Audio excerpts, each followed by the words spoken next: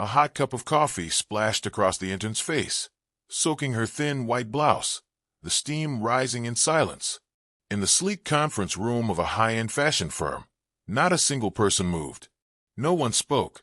The young black woman knelt to gather the scattered fabric samples, her hands trembling, eyes glassy. Yet she said nothing. Around her, designers and directors stood frozen, some looking away, others watching with quiet indifference. No one in that room knew her mother. No one imagined she was the daughter of one of New York's most powerful civil rights attorneys. What happens next isn't loud, but it changes everything. Stay until the end to uncover the truth behind her silence. Tiana Brooks was 22, a standout senior at Parsons School of Design. She had just landed the internship every fashion student dreamed of, Modeline, one of the most prestigious fashion houses in New York. The building gleamed with glass and marble, but behind the high-end fabric walls was a pressure cooker of ambition, hierarchy, and quiet bias. Tiana was the only black intern in the entire program. She showed up early, listened more than she spoke, stayed late without being asked. She smiled often, not because things were easy, but because she had been taught to hold her head high even when her presence made others uncomfortable. Her department was led by Laura Kent, a name that carried weight in the fashion world. Laura had an eye for beauty, a cold edge, and a clear preference.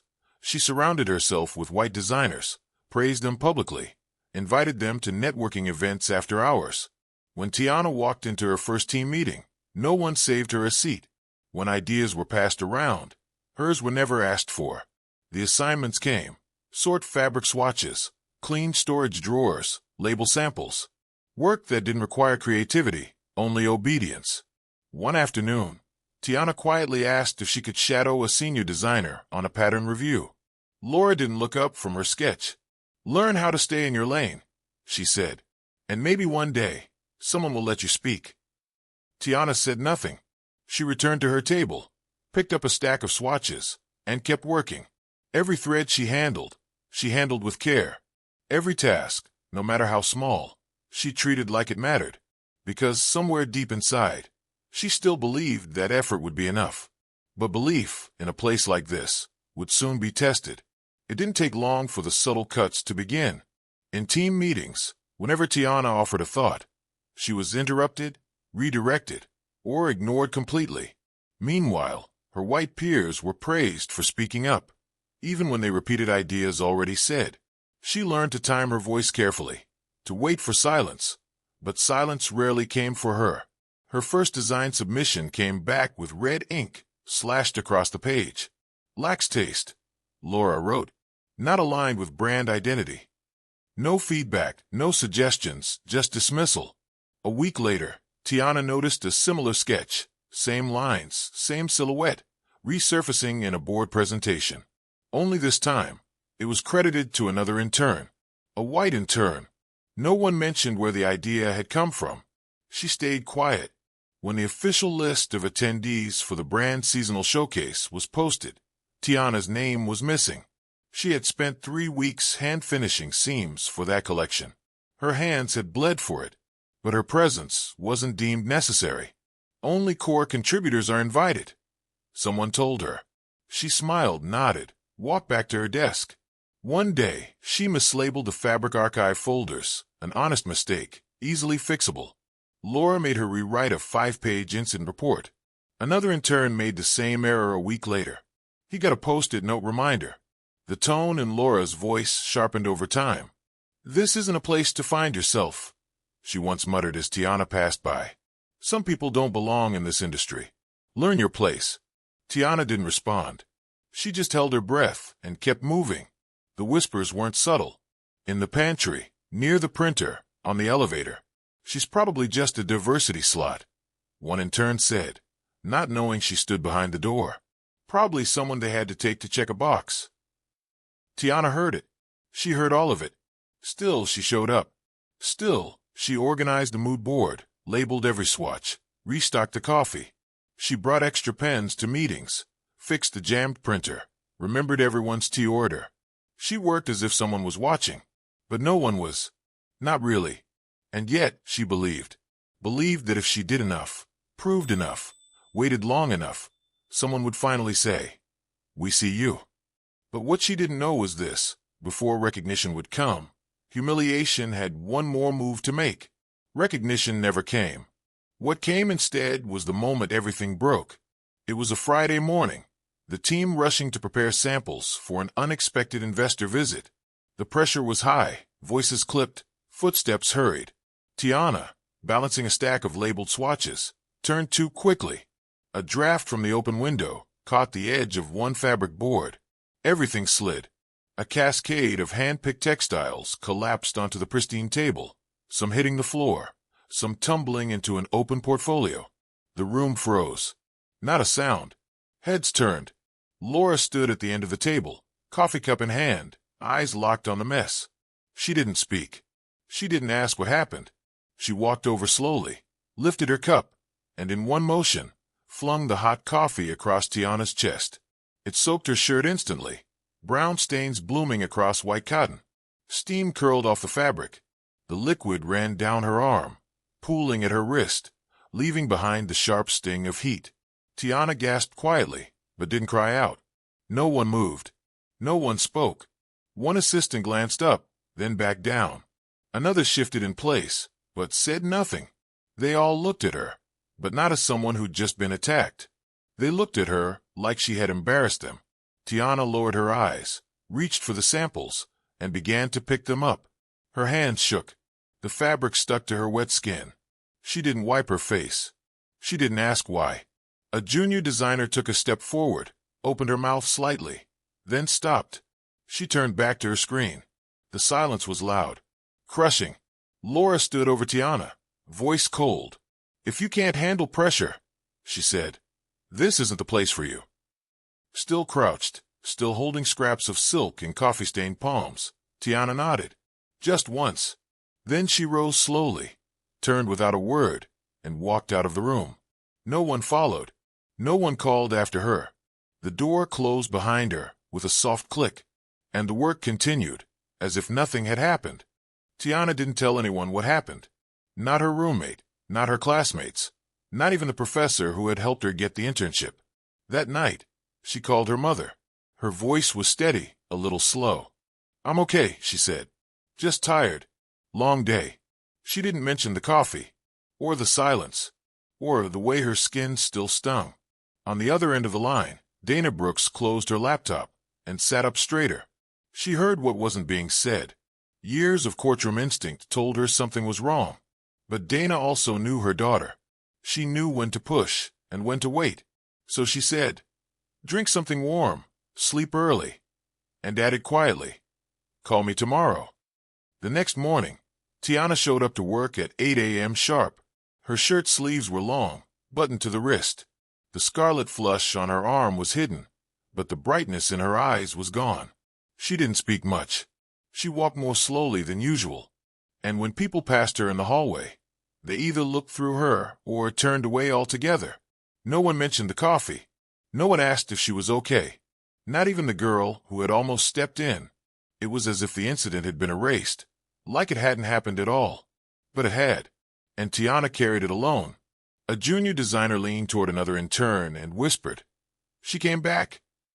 The tone was part curiosity, part contempt, as if Tiana's presence wasn't expected, as if it wasn't even welcome. In meetings, she was no longer asked to take notes. No tasks were assigned to her. Her desk remained clean, untouched. No sticky notes, no new samples, no emails. She became invisible, surrounded by noise. Each hour passed slowly, the minutes pressing against her chest. She started to question her own memory. Maybe it wasn't as bad as it felt. Maybe she had overreacted. Maybe this was just how it worked, quiet hazing, silent punishment. But part of her knew better. This wasn't a misunderstanding. It was exile. She thought about filing a report. But to whom? Laura was the department head. HR worked 2 floors up and had never spoken to her. And even if she did tell someone, what would happen? A warning? An apology? A new seat in another corner? The worst part wasn't what had been done to her. It was how easily everyone else accepted it. The quiet compliance. The polite avoidance. The unspoken rule, Don't make things messy. And yet, something shifted that night. Not in Tiana, but in someone else. Dana didn't sleep. She replayed the call in her mind, her daughter's flat tone, her careful words. She opened her files, pulled up her notes from a recent case, made a few calls. The next day, before Tiana even stepped into the building, a letter had already been sent from a law office with her mother's name printed in bold at the top. Tiana didn't know it yet, but silence was about to be broken from the outside. By Monday morning, before the office lights fully flickered on, a message arrived in the CEO's inbox. It didn't come from HR. It wasn't from a media outlet or a whistleblower. It came from Dana Brooks, a name that needed no introduction. Civil rights attorney, federal case winner, a woman who had made her career dismantling systems that protected the powerful and silenced the vulnerable. The email was direct, respectful, clear. No threats, no lawsuits, yet Dana simply laid out the facts. The date, the time, the action taken against her daughter, and the silence that followed.